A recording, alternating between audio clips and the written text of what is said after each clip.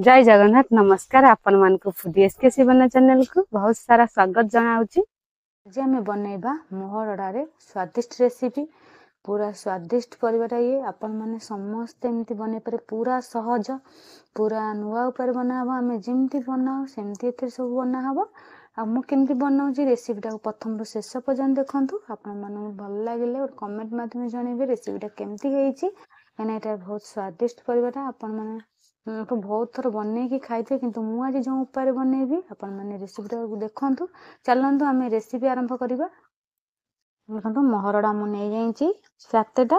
आमे चलंतु आको काटी दबा। मोहरडा को आमे काटिबा केमती देखंतु पूरा सहज काटिबाटा एते एते पाकळ न एते कसी अछि कसी कसी खाली भल लागियो आर जो एई अंशटा आमे एमती बाहर कर दबा जेमती आलू कटाई सेमती सरू सरू करी एमती काटिबा। देखंतु एई सूताटा खाली बाहरिबो आ देर आउ किछि भी बाहरिबोनी एमती एमती सबुतक एमती सरू सरू की काट आपण माने मोटा काटी पारंती ससुर काटले टे जल्दी सिझी जीवो एमती सूता तक बाहरिबो आउ किछि आर बाहर कथा ना जे मंजी हे दो ताले मंजी एरा बाहर करते किंतु आर मंजी हेइनी पूरा कसी अछि एमती आमे कोन करिया सबुतक काटी के आको पानी रे पकेइ दबा। मोर कंसारे पानी नै जाईची देखंतु मो मोहरडा एमती काटी दे भल लगी धोई किरी थाली रखी से आलू 4टा छोट छोट आलू एमती आमे खंड खंड करी काटी देइछो। चलंतु आमे बनइबा एकदम करे बसे दे तेल चामचे पके देइछी सेमती आउ चामचे तेल पके दो आपण माने सोर्स तेल की रिफाइन तेल जे कोनसी तेल नेले चलिबो आमे तेल आमे सेतरे कोन करा तेल टी गरम होबा दबा गरम हो गले आमे कोन करबा मोहरडा कटा को आगो पकेइबा मोहरडा कटा एमती सब तक पके दबा आमे 3-4 मिनिट पर्यंत भाजीबा तेल रे 3-4 मिनिट भजा हो गलानी ना मोहरडा टी सिझिया को टी समय लागे आमे सेतरे कोन करबा आलू जो कटा हैतला आलू तक पके दबा अनुसार लूण पकेइबा आमे अल्प लूण टिके पके दा आधा चामच लूण पके दिबो भाजी दबा पूरा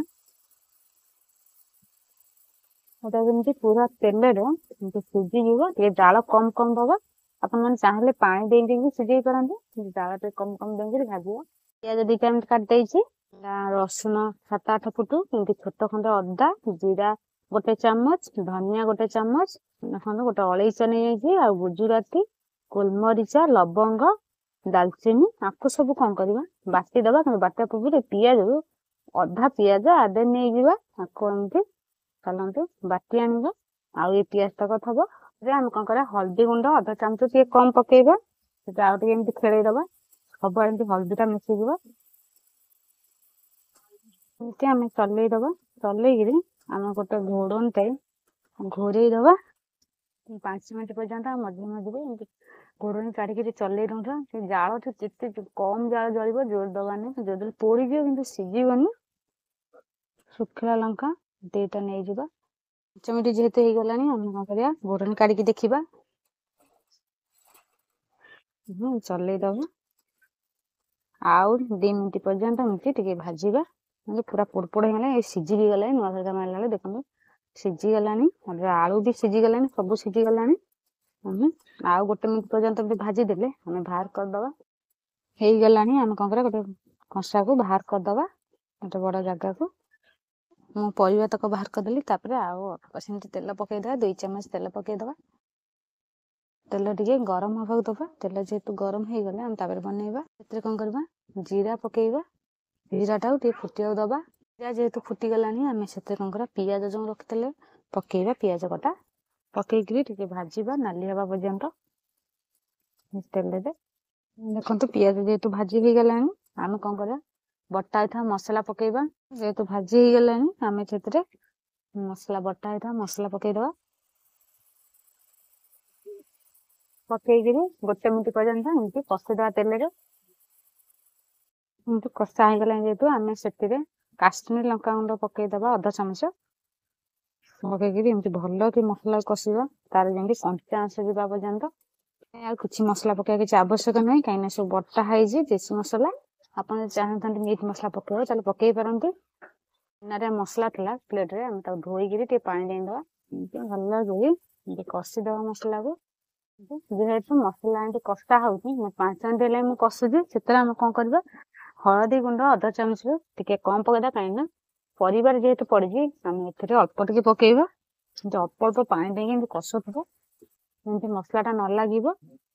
तार सब कंचा गैस सब जमी जीव से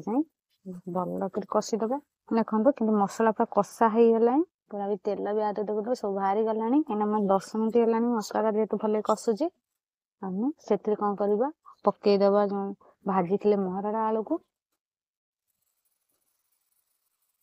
जेहतु पकईदे से टमाटर गोटे काटी देंगे आम पकईदबा पकईदे एमती कषा 5 मिनट पर्यंत अल्प अल्प जाल देंगे जेहेतु भजा लुण पड़ता अल्प टे लुण पकड़ा लुणिया है कम लुण पकईबा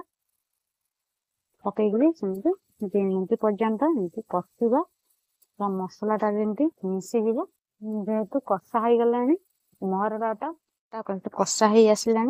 आम से कौन कर पानी दबा अपन मैंने एमती बनातु माने महरडाटा पूरा मांस भली लगे पूरा माउसिया जिनसटा एमती बनइले बहुत स्वादिष्ट लगे पखाल भात आपण मैंने किसी शाखा भी दरकार नहीं पखाल के गरम जहाँ भी खाइले आपको खाइले भी अपन मैंने माछ खाइबे बुझे देखो केते स्वादिष्ट लगे ना थरे एमती बनातु आहरी एमती बनईकी खाइबा इच्छा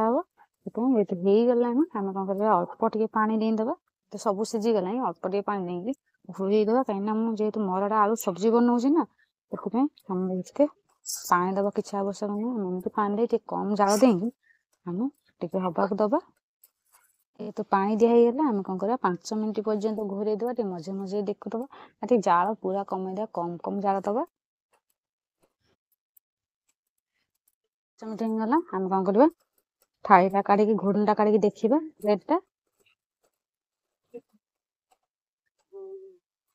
गला जेहेतु एमती चलेदबा एमती बहरा बहरा कर सब्जी बन पानी टाणी नहीं रहा जेहेतु आलू पड़ी आ जो मान नुआ देखुंटे सब्सक्राइब कर दिंतु बेल आइकन दिंतु जिते सब मो रेसिपी ना आपण मन पाखे जी आप सब देखिए आउ देखुं गोटे कमेंट जनातु शेयर भी बहुत करूँ पूरा सरल रेसिपी महरड़ा आलू रे स्वादिष्ट सब्जी बनाई आ किसी भी मसला पकई आवश्यक नहीं आप चाहिए ऊपर धनिया पत्र भी पकई पारती जेहतु हो गला मुझे कौन करी बाहर करदेवी गोटे पात्र को सब बंधु आपण मन रेडी हो गला महरड़ा आलू रे स्वादिष्ट सब्जी पूरा कम समय बनाई एत स्वादिष्ट हो जापारे पखाल तो जेकोसी भी खाइले बहुत स्वाद रुटी कि परोटा आप घरे एमती बनातु आपमती लगे कमेंट जानवे कहीं महरडाटा स्वादिष्ट परिवाटा